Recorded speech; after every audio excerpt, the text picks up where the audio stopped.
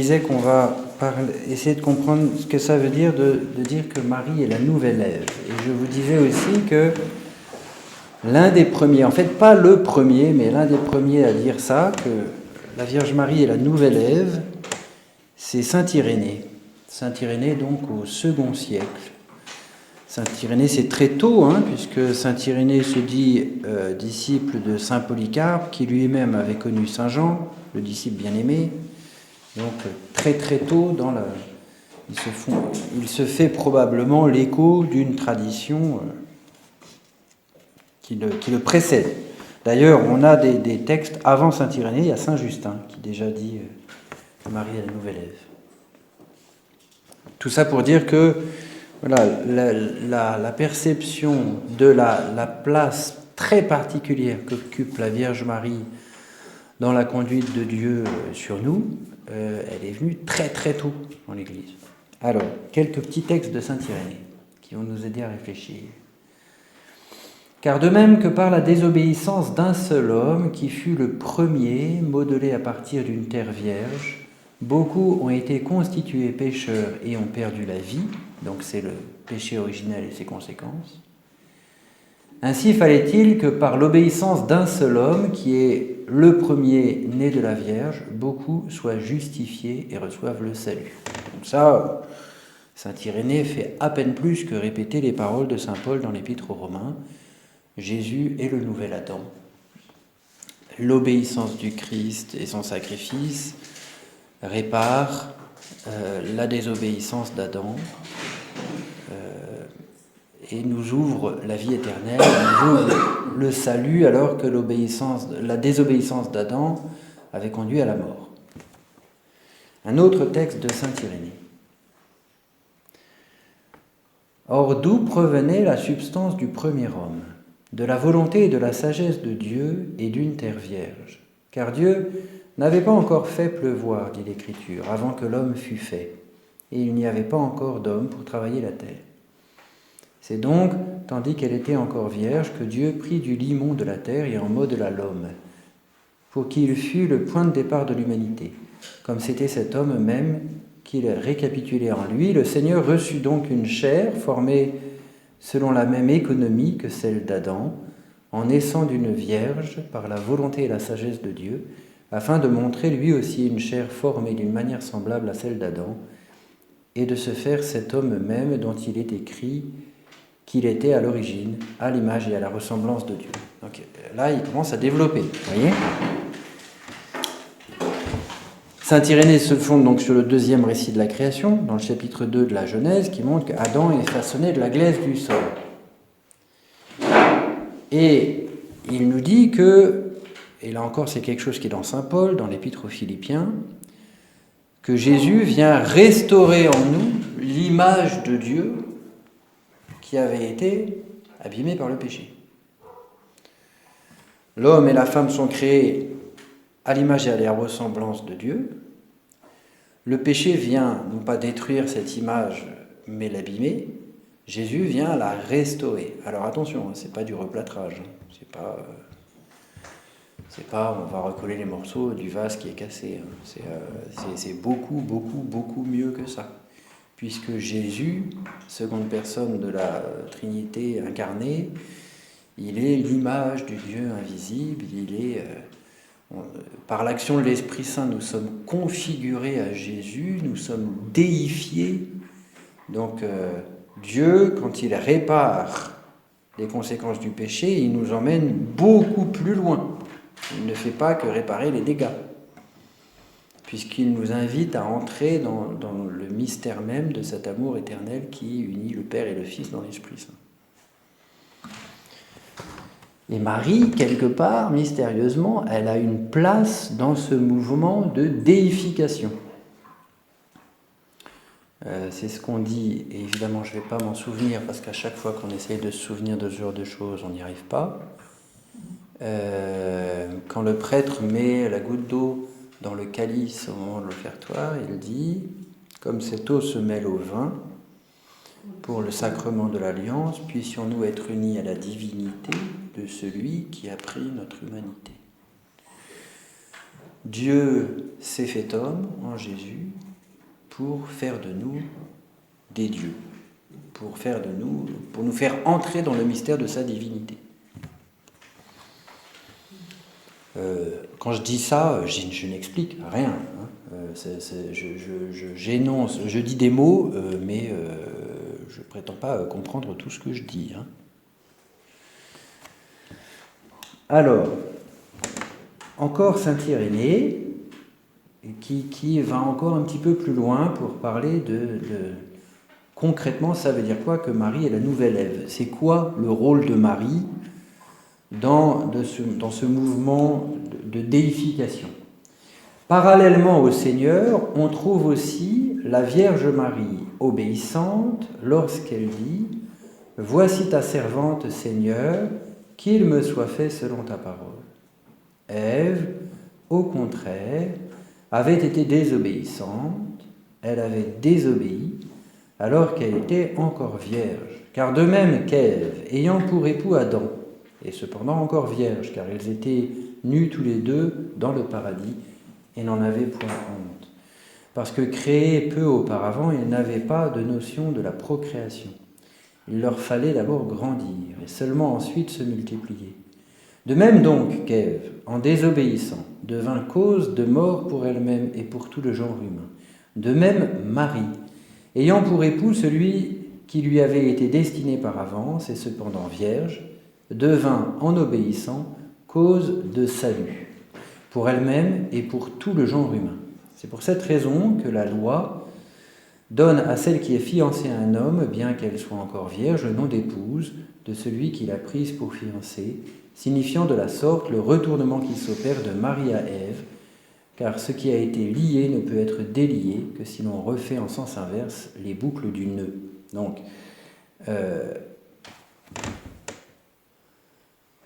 ça c'est le langage de saint Irénée qui est un peu compliqué. Marie, elle revient en arrière sur ce qui s'est fait sur Ève. Comment elle fait ça? Par son obéissance.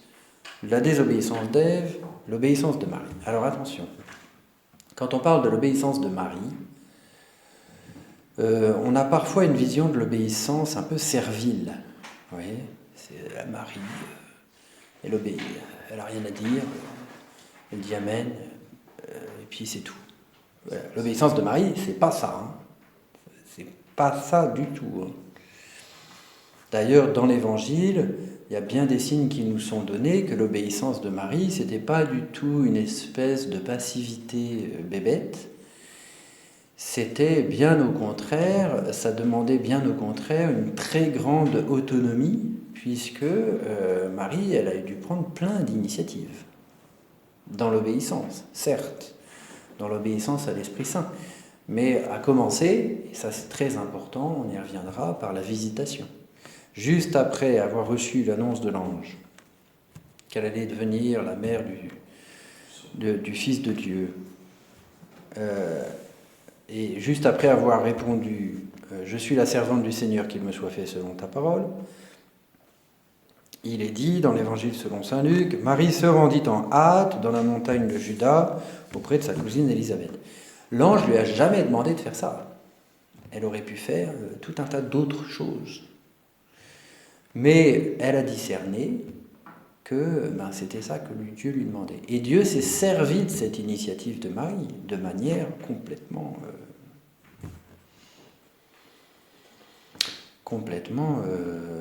extraordinaire, puisque par cette initiative de Marie, Élisabeth est remplie de l'Esprit Saint. Jean-Baptiste est rempli de l'Esprit Saint dans le sein d'Élisabeth, il tressaille, Élisabeth reconnaît dans la foi la présence de Jésus dans le sein de Marie, Marie chante le Magnificat, qui est cette espèce de vision de l'accomplissement de toutes les prophéties de l'Ancien Testament, en disant Dieu a été fidèle à son alliance, etc. Et tout ça, ça se fonde sur l'initiative de Marie, à qui ça n'avait pas été demandé. On verra, on reviendra à ce mystère de la visitation. J'ai lu, il n'y a pas très longtemps, un livre qui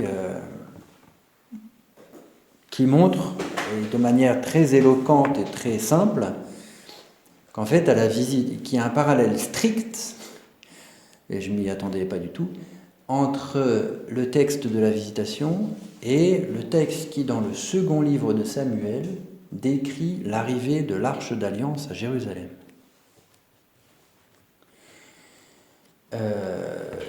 Et quand on y réfléchit, c'est plein de sens. Parce que, ben voilà, Marie, c'est l'Arche d'Alliance. Elle porte en elle la présence du Seigneur. Et voilà. Mais on ne va pas parler de ça aujourd'hui. C'est juste pour travailler sur le suspense. Donc, encore un texte d'Irénée. Donc, voilà, tout ça pour dire que, vous voyez, désobéissance d'Ève, obéissance de Marie. Mais, comme la désobéissance d'Ève n'est pas simplement une désobéissance matérielle, c'est un acte d'orgueil, c'est un acte de révolte contre Dieu. L'obéissance de Marie n'est pas seulement une obéissance matérielle, c'est bien plus. C'est l'attitude d'une intérieure de celle qui est ouverte à Dieu dans la foi et qui se laisse transformer par lui. C'est ça l'obéissance de Marie. C'est pas du tout quelque chose de servile. Hein. C'est à la fois extrêmement absolu. Quand Marie dit « je suis la servante du Seigneur », elle dit en fait, dans le texte, hein, « je suis l'esclave du Seigneur ». Donc ça montre bien que c'est quelque chose de très radical. Mais en même temps, c'est pas du tout aliénant comme obéissance. C'est pas du tout infantile. C'est très engagé. Ça mobilise toutes les virtualités de la personne. Alors, encore un texte de Saint-Irénée. Parallèlement au Seigneur, on trouve aussi la Vierge obéissante. Car il fallait qu'Adam fût récapitulé dans le Christ, afin que ce qui était mortel fût englouti par l'immortalité. Et il fallait qu'Ève le fût aussi en Marie, afin qu'une vierge, en se faisant l'avocate d'une vierge, détruisit la désobéissance d'une vierge par l'obéissance d'une vierge. Alors ça, ce parallèle entre l'obéissance de Marie et l'obéissance du Christ, il est très important. Vous vous souvenez peut-être dans l'Épître aux Hébreux, au chapitre 10, au verset 5, « C'est pourquoi, en entrant dans le monde, le Christ dit « Tu n'as voulu ni sacrifice ni oblation, mais tu m'as formé un corps. Tu n'as agréé ni holocauste ni victime pour le péché. Alors j'ai dit « Me voici, car c'est de moi qu'il est parlé dans le rouleau du livre, pour faire, ô Dieu, ta volonté. » Et à l'acte d'obéissance de Marie à l'Annonciation, quand elle dit « Voici la servante du Seigneur, qu'elle me soit faite selon ta parole », c'est comme le reflet de ce qui est écrit ici. Le Christ, en venant dans le monde, dit « Me voici, Seigneur, pour faire ta volonté ». Sauf que, comme être bicellulaire dans le sein de Marie, il ne l'a pas dit à voix haute, voyez. Tandis que Marie, elle l'a dit. Donc, c'est là où on voit la médiation de Marie et le rôle de Marie dans l'économie divine ne se comprennent qu'à l'intérieur de la médiation du Christ. Elle est la nouvelle Ève parce que Jésus est le nouvel Adam. Vous voyez ? Elle est la Socia, celle qui s'associe au sacrifice du Christ, celle qui est au pied de la croix. Elle est là, elle s'offre avec le Christ. Le Père Marie-Dominique Philippe, il disait toujours que Marie au pied de la croix, la présence de Marie au pied de la croix, sa complémentarité avec le sacrifice du Christ, il soulignait en particulier deux éléments de cette complémentarité. Il dit elle offre au Père en sacrifice son intelligence qui est dans l'obscurité de la foi, ce que Jésus ne peut pas offrir puisqu'il n'est pas dans l'obscurité de la foi, il est dans la parfaite union avec Dieu dans la vision béatifique. Et elle offre au Père la blessure du cœur de Jésus, la dernière blessure, puisque Jésus ne peut pas offrir cette blessure puisqu'il est déjà mort dans son humanité. Donc il ne peut pas offrir cette blessure dans son humanité. Donc là, il y a comme des points qui nous permettent de dire oui. C'est d'ailleurs sans doute pour ça que Siméon, vous voyez, à la présentation de Jésus au temple dans l'évangile selon saint Luc, le vieillard Siméon, il dit « Une épée te transpercera l'âme ». Oui, parce que c'est le corps de Jésus qui est transpercé par la lance. Mais à ce moment-là, Jésus, il est déjà mort. Et donc c'est le corps de Jésus qui est transpercé par la lance, mais c'est l'âme de Marie qui est transpercée. On voit là comment il y a une mystérieuse complémentarité. C'est étonnant de voir que, vous voyez, saint Paul ne parle jamais de la Vierge Marie, saint Paul. Mais il y a plein de choses que saint Paul écrit à propos de lui-même, parce que saint Paul, il parle beaucoup de lui-même, étrangement. Il raconte beaucoup de choses sur sa vie, saint Paul. Il dit même « imitez-moi », il gonflait pour dire ça. Il l'écrit 5 fois dans ses épîtres, quand même, hein. Donc c'est pas un accident.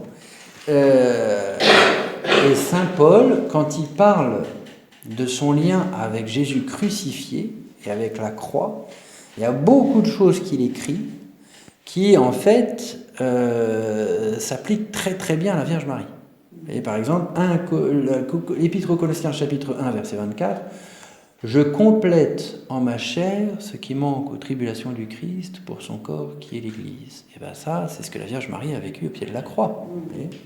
Elle s'associe au sacrifice de Jésus, non qu'il manque, non que le sacrifice de Jésus soit incomplet, mais il demande, il appelle la coopération de chacun d'entre nous, et typiquement, et en premier lieu, et de manière la plus parfaite, celle de la Vierge Marie. Et c'est là qu'on voit que cette place de la Vierge Marie dans la manière dont Dieu nous conduit, dans sa providence, c'est pas du tout accessoire. Vous voyez, c'est pas du tout c'est un plus optionnel. Vous voyez, non, c'est essentiel, c'est au cœur du mystère. Un dernier texte de saint Irénée. Et de même que celle-là qui avait été séduite de manière à désobéir à Dieu, de même que celle-là avait été séduite de manière à désobéir à Dieu, de même celle-ci se laissa persuader d'obéir à Dieu, afin que de la Vierge Ève, la Vierge Marie devint l'avocate. Et de même que le genre humain avait été assujetti à la mort par une vierge, il en fut libéré par une vierge, la désobéissance d'une vierge. Je vous l'ai déjà lu, pardon. Ah non, c'est pas le même. La désobéissance d'une vierge ayant été contrebalancée par l'obéissance d'une vierge. Vous voyez, on voit bien que dans le livre de la Genèse, la création de la femme, c'est pas un détail. La différenciation sexuelle dans la création de l'être humain, c'est pas un détail. Eh bien, dans le mystère de la rédemption, la présence de Marie aux côtés de Jésus, c'est pas un détail. Clairement non. Un autre exemple extrêmement frappant de l'obéissance de Marie, qui est tout sauf une obéissance servile, c'est les noces de Cana. Vous voyez, l'initiative, là encore, de Marie, ils n'ont plus de vin. Très mystérieux. Qu'est-ce qu'elle comprenait, la Vierge Marie, quand elle a dit ça? Parce que Jésus a quand même l'air de dire, tu ne comprends pas ce que tu demandes. Il dit, qu'est-ce cela pour toi et pour moi? Comme s'il voulait dire, tu ne prends pas vraiment la mesure de ce que tu es en train de faire. N'empêche qu'elle le fait, et que cette initiative qu'elle prend a une valeur prophétique complètement énorme. Et la Vierge Marie, elle n'était pas complètement inconsciente quand même. Elle voyait bien qu'il y avait quelque chose qui se jouait là. Femme, qu'est-ce cela pour toi et pour moi? Mon heure n'est pas encore venue. L'heure qui est celle de la croix, celle de la rédemption, n'est pas encore venue. On parlait des noces de Cana, donc au chapitre 2 de l'Évangile selon saint Jean, et on parlait de l'initiative de la Vierge Marie. Cette initiative qui est à la fois très pauvre et très audacieuse. Vous voyez ? Pauvre, parce qu'elle ne formule même pas une demande, la Vierge Marie. Elle ne dit pas à Jésus, fais quelque chose, il y a un problème. Vous voyez ? Elle ne dit pas, est-ce que tu pourrais, s'il te plaît, trouver une solution ? Elle ne dit pas... Parce que vous voyez, c'est important de noter ça, parce que souvent, nous, quand on prie, on donne des conseils à Dieu. Vous voyez ?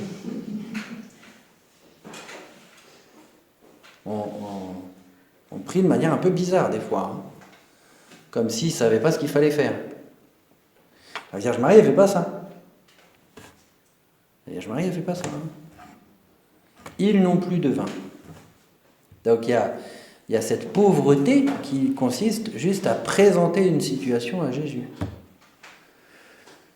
Et en même temps, il y a cette très grande audace. Vous voyez, pourquoi elle a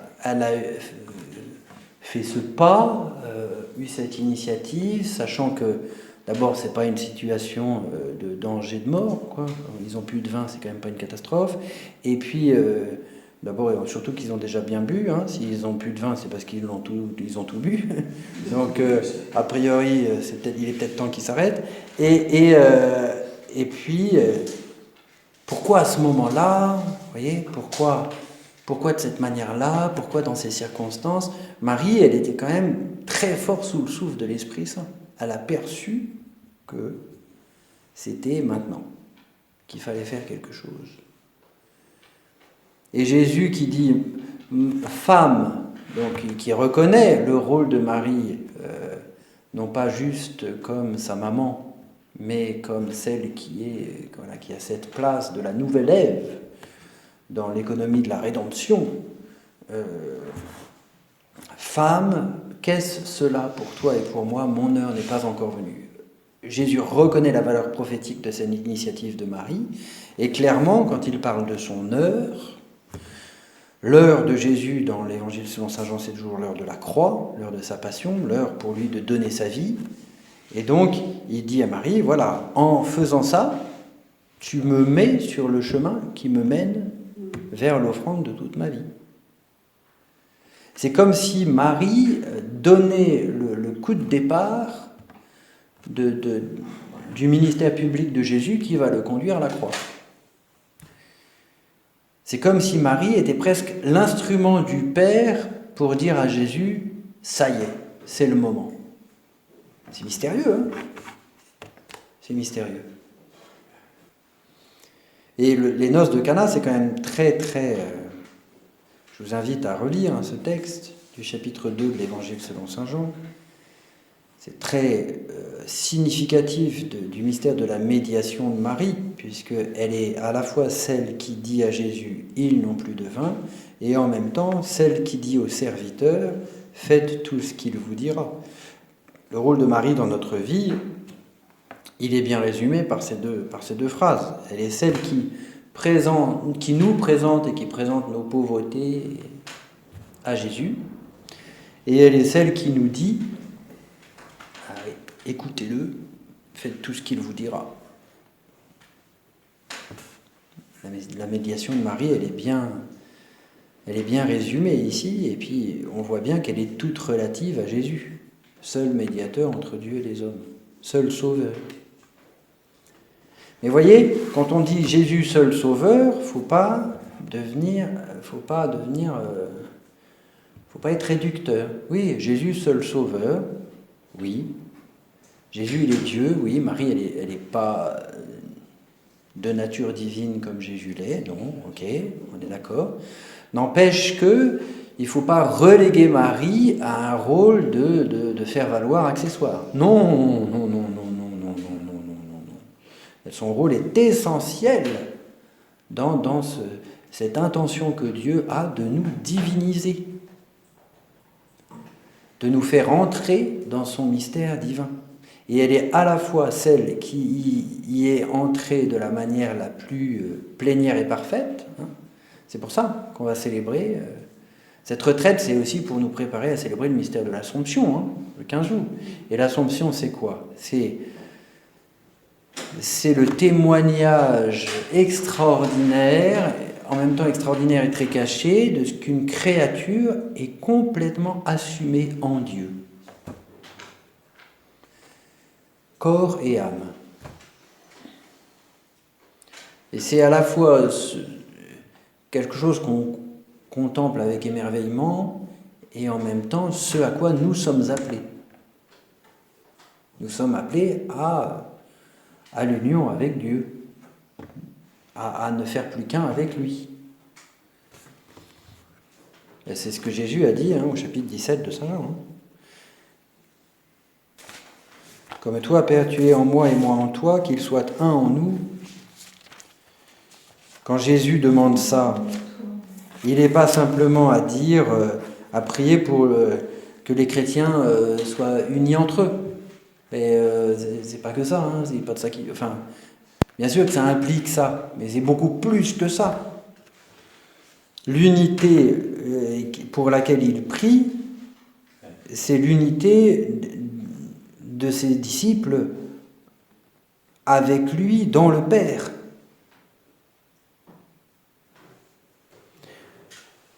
Voilà. Je leur ai donné la gloire que tu m'as donnée, pour qu'ils soient un comme nous sommes un. Il parle au Père. Pour que eux, les disciples, mes disciples, soient un. Comme nous, toi, Père, et moi, nous sommes un. Moi en eux, nous serons un dans la mesure où Jésus est présent en chacun de nous, et toi en moi, et par la présence de Jésus, le Père est présent en chacun de nous, pour qu'ils soient parfaitement un, et que le monde reconnaisse que c'est toi qui m'as envoyé et que je les ai aimés comme tu m'as aimé.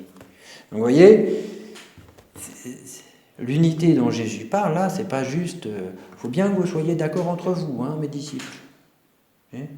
C'est un petit peu plus que ça, quoi. Beaucoup plus que ça. C'est par l'union avec le Père en Jésus, par la participation à cette... au fait que Jésus et le Père le Père et le Fils sont éternellement source de l'Esprit Saint, par la participation à cet amour éternel que nous serons vraiment fidèles à ce que nous sommes, que nous réaliserons ce pourquoi nous sommes faits, que nous serons divinisés. C'est aussi ce que Saint Jean explique dans la première épître, au chapitre 3. Voyez quel grand amour, voyez qu'il est grand l'amour dont le Père nous a aimés pour que nous soyons appelés enfants de Dieu. Et nous le sommes, c'est-à-dire c'est pas juste des mots, nous le sommes, enfants de Dieu. Ce que nous serons ne paraît pas encore clairement. C'est-à-dire qu'un jour, on sera enfants de Dieu, mais encore beaucoup plus parfaitement. Nous savons que lorsqu'il paraîtra, Jésus, nous serons semblables à lui parce que nous le verrons tel qu'il est. Nous serons semblables à Jésus. C'est-à-dire que nous serons avec le Père dans la même relation que Jésus est avec le Père. La vie éternelle, c'est pas un truc qui dure longtemps et on s'ennuie sur la fin. C'est pas un film très long, vous voyez, où qu'on se repasse en boucle. Vous voyez. La vie éternelle, c'est entrer dans le mystère de Dieu lui-même, dans cette éternelle union d'amour qui existe entre le Père et le Fils et dans l'Esprit Saint. Donc là, je dis des mots et en fait, je ne comprends pas du tout ce que je dis, que les choses soient claires. Parce que on dit des mots parce que Jésus il nous a transmis les choses comme ça, mais même Jésus, il emploie un langage humain. Vous voyez ? Et donc, les mots ne sont pas vraiment adéquats à ce qu'on essaye de décrire là. Alors, pour continuer à parler de cette nouvelle ère, on va cette fois-ci s'attacher un peu plus précisément au chapitre 12 du livre de l'Apocalypse. Et donc, au chapitre 12 du livre de l'Apocalypse, parce que c'est là quand même qu'on voit de manière très puissante la place de Marie comme la nouvelle Ève. Mais, comme on le disait ce matin, pas si simple à comprendre, puisque la nouvelle Ève, on a l'impression que c'est pas elle qui combat le dragon, alors que spontanément, à entendre le texte de la Genèse que nous avons lu ce matin, voilà, tu lui écraseras la tête. On aurait eu envie de dire, on se serait attendu à entendre aussi le cantique des cantiques. Elle est terrible comme une armée rangée en bataille, etc. On aurait bien vu la Vierge Marie, lui régler son compte, en direct. Et en fait, non. Et donc, il y a sans doute quelque chose à comprendre d'un peu plus fin que ça. Vous voyez ? Alors, on va lire. Alors, attention. En fait, il ne faut pas commencer à lire par le chapitre 12, verset 1. Il faut commencer à lire par le chapitre 11, verset 19. Et la division de la Bible en chapitres et en versets, ça date, je crois, du XVe siècle, un truc comme ça. C'est un évêque anglais qui a inventé ça. Comme quoi, les Anglais inventent de bonnes choses parfois. Mais c'est pas du tout révélé. Il faut pas. Et là, en l'occurrence, il faut prendre le verset précédent. Alors s'ouvrit le temple de Dieu, celui qui est dans le ciel, et l'arche de son alliance apparut dans son temple. Et ce furent des éclairs, des voix et des tonnerres, un tremblement de terre et une forte grêle. Puis un grand signe parut dans le ciel. Une femme revêtue du soleil, la lune sous ses pieds et sur sa tête une couronne de 12 étoiles. Donc, il n'est pas dit que c'est la Vierge Marie, une femme. Mais on peut légitimement penser que c'est la Vierge Marie. Puis c'est pas que la Vierge Marie personnellement, mais c'est la Vierge Marie aussi, mère de l'Église. On va voir pourquoi. Revêtue du soleil, la lune sous ses pieds et sur sa tête une couronne de 12 étoiles, c'est donc dans un rapport très particulier avec toute la création. Un rapport de royal, couronné de 12 étoiles. Avec toute la création et puis avec toute l'Église peut-être aussi. Les 12 étoiles, est-ce que ce n'est pas les 12 apôtres, vous voyez ? Elle est enceinte et elle crie dans les douleurs et les tortures de l'enfantement. Donc situation très très très paradoxale. À la fois Marie, mère de l'Église, elle est reine de la création, reine de l'Église, et en même temps elle est dans la position la plus vulnérable et la plus douloureuse. Alors, je n'ai pas l'expérience de l'accouchement, mais il paraît que ça fait mal. Donc, j'ai eu confirmation. Oui. La position, oui, la plus douloureuse et la plus vulnérable. C'est très étonnant, ce mélange de force, d'autorité royale et de faiblesse. Et c'est très typique du mystère de Marie. Vous voyez ? En fait, c'est très typique de notre situation de créature, rachetée par Dieu. Marie, c'est la première des rachetées, par le mystère de l'Immaculée Conception.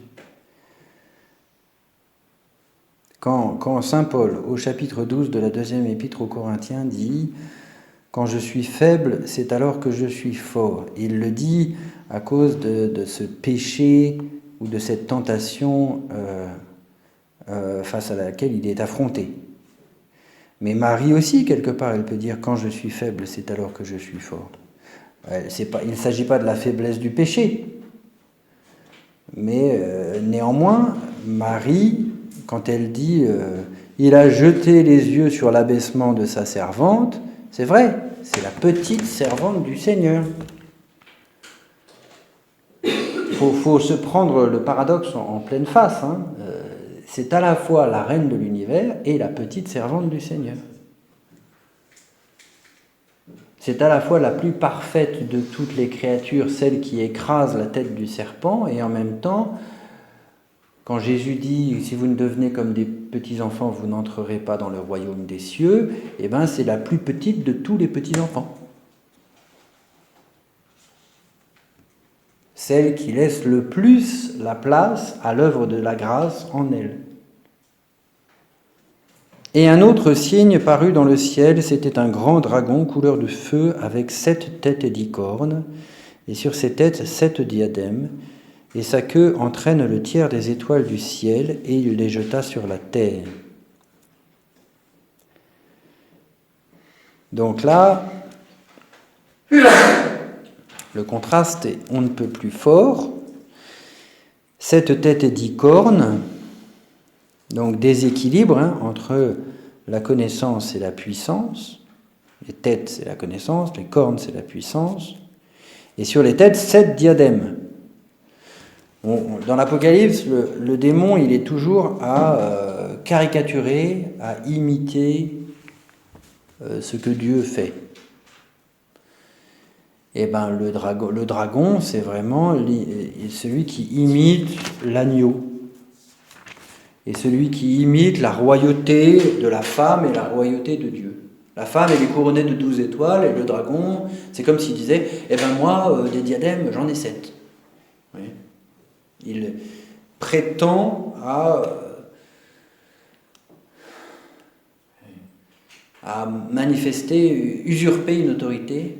Même Jésus, d'ailleurs, appelle le démon le prince de ce monde. Jésus appelle le démon comme ça, c'est très mystérieux. Le prince de ce monde. Et donc, le dragon, lui, il manifeste sa puissance de manière violente. Sa queue entraîne le tiers des étoiles du ciel. Il les jeta sur la terre. Donc un contraste très très fort.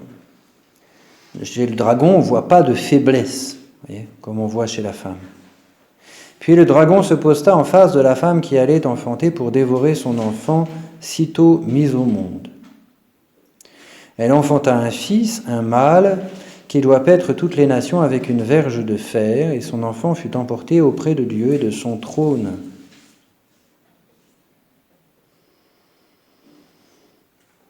Donc, le dragon, ses projets sont déjoués. Il voulait enfanter, il voulait dévorer l'enfant, et il ne peut pas. Cet enfant, c'est à la fois le Messie, Jésus, et en même temps l'Église. C'est les deux à la fois. Mais cet enfant, il est complètement protégé. C'est là qu'on voit que déjà la maternité de Marie, elle est victorieuse du dragon dès le début. Il n'a pas prise. Le parallèle est évident avec le massacre des saints innocents. Vous voyez. Hérode qui veut tuer Jésus, et puis Jésus échappe. Il fait beaucoup d'esbrouf, le démon il fait beaucoup de mal, mais le dessein de Dieu ne lui est pas soumis. Mais là encore, on est quand même face à un mystère, parce que le dessein de Dieu ne lui est pas soumis, mais quand même il fait beaucoup de mal. Vous voyez, les innocents, les saints innocents, ils sont quand même morts. Donc, c'est tout le mystère de l'Apocalypse, ça.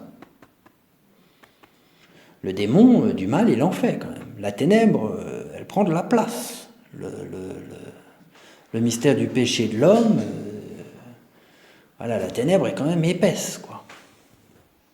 Mais, au travers de tout cela, le dessein de Dieu de sauver les hommes suit son cours. L'enfant est sauvé. Quant à la femme, elle s'enfuit au désert où Dieu lui a ménagé un refuge pour qu'on l'y nourrisse 1260 jours. Ah, très mystérieux. Ça va être répété ensuite. La femme n'a pas à se battre contre le dragon. Elle est protégée. Alors, est-ce que ça ne serait pas un peu le mystère de l'Immaculée Conception, voyez ?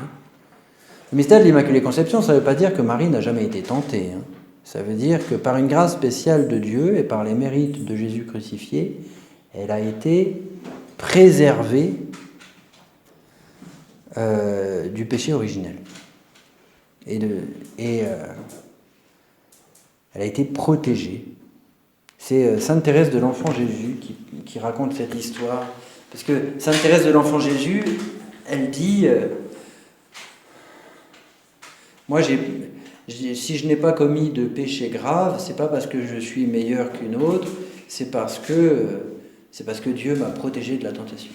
Et elle raconte cette histoire parce que Sainte Thérèse, elle dit, moi, si Dieu n'avait pas fait ça, j'aurais été pire que Sainte Marie-Madeleine avant sa conversion, j'aurais été une prostituée, j'aurais fait n'importe quoi, Et elle raconte cette histoire, elle dit, c'est comme si un docteur avait un fils et son fils tombe en trébuchant sur une pierre, et donc le docteur met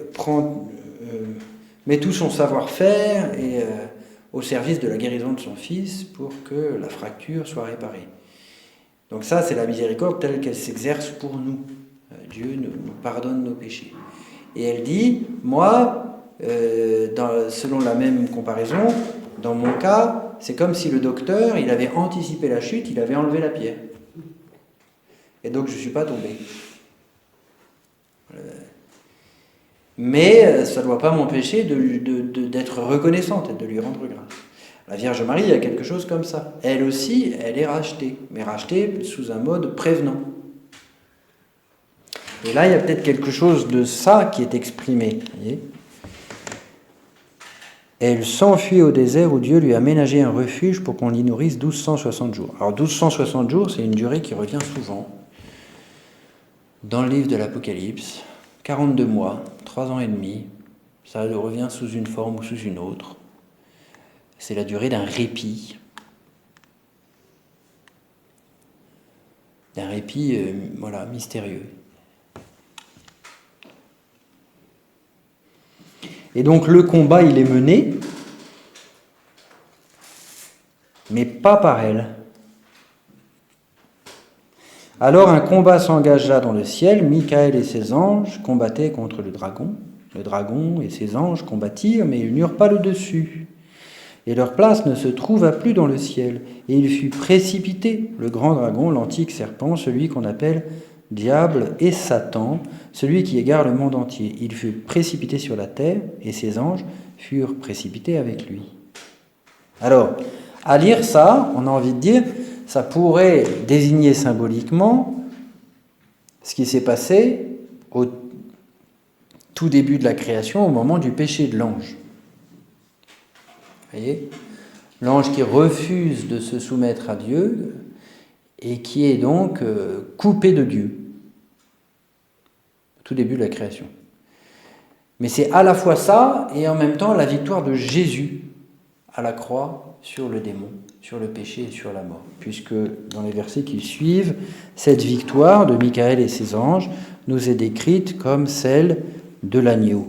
Et j'entendis dans le ciel une voix puissante qui disait « Voici venu maintenant le salut, la puissance, le règne de notre Dieu et le pouvoir de son Christ. » Vous voyez, cette victoire, c'est la victoire du Christ. Donc c'est à la fois la victoire originelle et en même temps la victoire à la croix. Car il a été précipité, l'accusateur de nos frères, celui qui les accusait devant notre Dieu jour et nuit. Et eux l'ont vaincu par le sang de l'agneau et par la parole de leur témoignage, et ils ont méprisé leur vie jusqu'à mourir. Donc ils l'ont vaincu non pas par des armes, non pas par leur courage, par leur vertu, ils l'ont vaincu par le sang de l'agneau. Ce qui nous sauve, c'est le sang de l'agneau. Ce qui nous purifie, c'est le sang de l'agneau. Un peu plus tôt dans l'Apocalypse, les élus étaient décrits, ils ont lavé leurs robes dans le sang de l'agneau. C'est-à-dire, le sacrifice d'amour de Jésus sur la croix.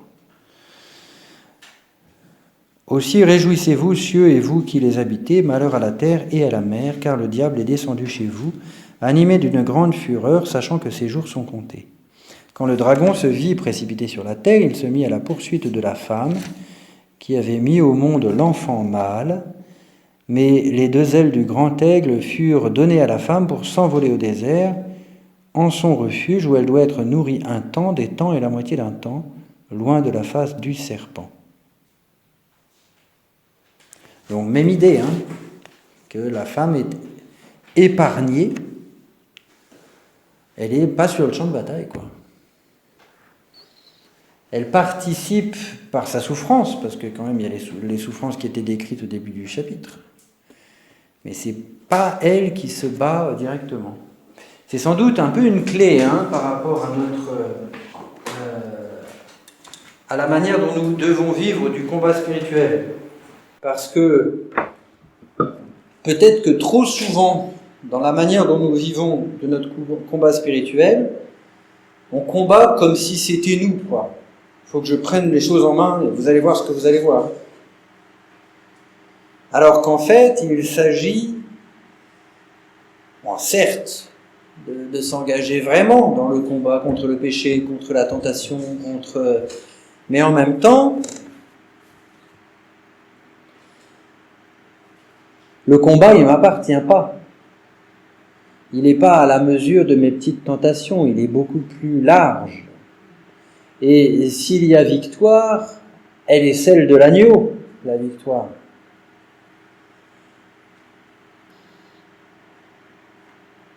On pourrait dire que Marie, notre mère dans le combat spirituel, elle nous apprend à fuir. À fuir à bon escient. Attention, pas à fuir. Elle ne nous apprend pas la lâcheté. Mais elle nous apprend à ne pas nous approprier un combat qui n'est pas le nôtre.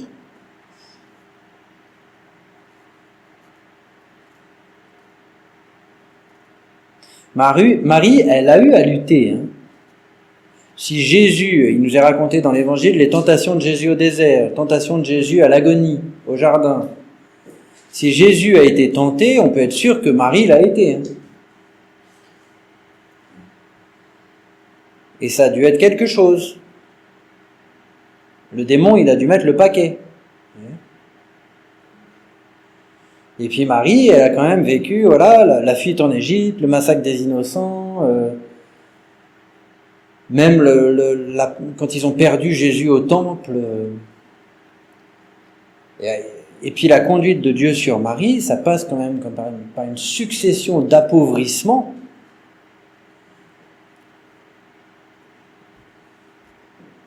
Très verticaux, quoi. Donc là, il ne faut pas s'imaginer le chemin de foi de Marie comme si c'était quelque chose de semé de pétales de rose dans une facilité. Non. Un chemin douloureux, un chemin dans l'obscurité.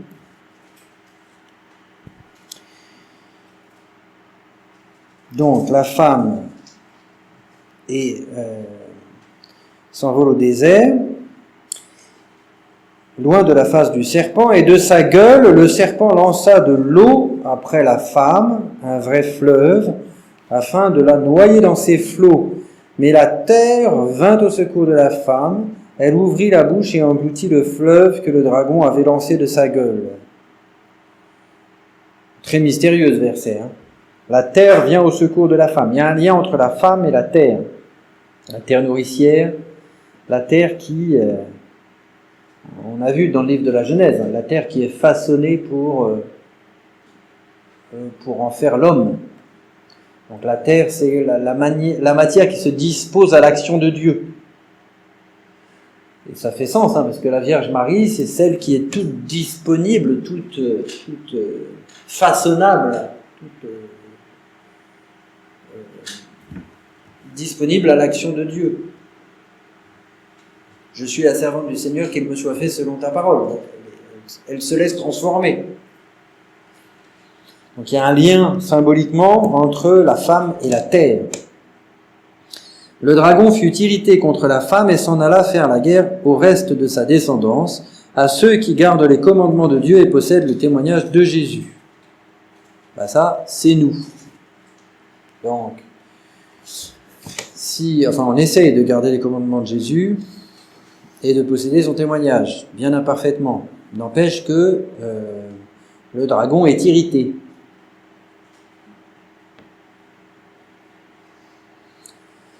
Et donc là, on touche du doigt, là encore, le paradoxe de notre vie chrétienne.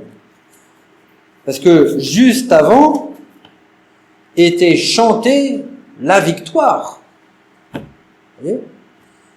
Juste avant, 10 versets plus haut, on disait « Ça y est, il a été vaincu, il est jeté sur la terre, Michael et ses anges ont triomphé sur lui, c'en est fini de lui, par le sang de l'agneau. » Et puis, on termine le chapitre, et en fait, il s'en alla faire la guerre au reste de sa descendance. Ah zut!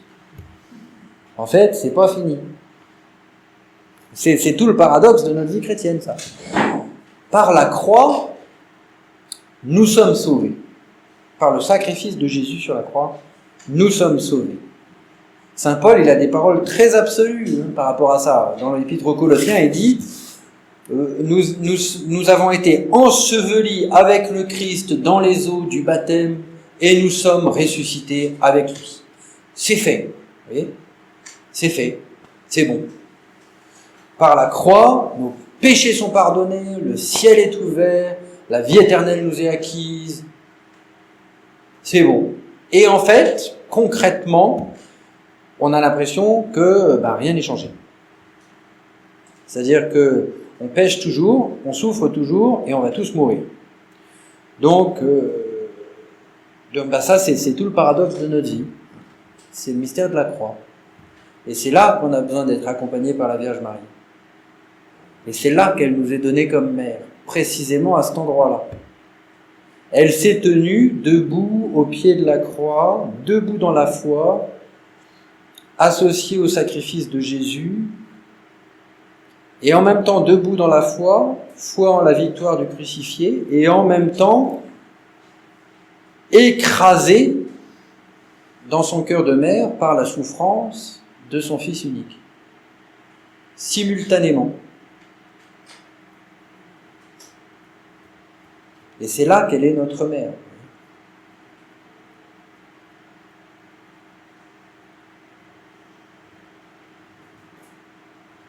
Sur cette crête-là.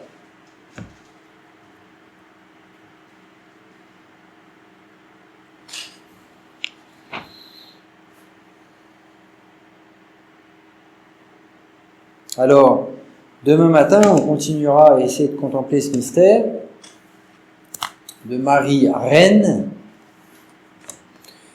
en regardant des textes dans l'Ancien Testament. Parce qu'en fait, bizarrement, si on veut comprendre un peu plus le mystère de Marie, il faut presque plus regarder l'Ancien Testament que le Nouveau. Très peu de choses qui nous sont données dans le Nouveau Testament sur la Vierge Marie. Mais c'est en regardant dans l'Ancien Testament que beaucoup de choses s'éclairent. Et c'est là qu'on va découvrir que Marie, c'est l'arche d'alliance, que Marie, c'est la reine. On verra ça demain. Alors, j'ai mis là, un papier. Si vous voulez me rencontrer personnellement, que ce soit pour vous confesser ou pour poser vos questions personnellement, donc vous pouvez vous inscrire. Et puis, après la conférence de l'après-midi, je me mettrai au parloir. Le parloir, c'est la petite pièce qui est côté chapelle, donc de l'autre côté. Amen. Gloire au Père, au Fils et au Saint-Esprit, comme il était au commencement, maintenant et toujours, et dans les siècles des siècles. Amen.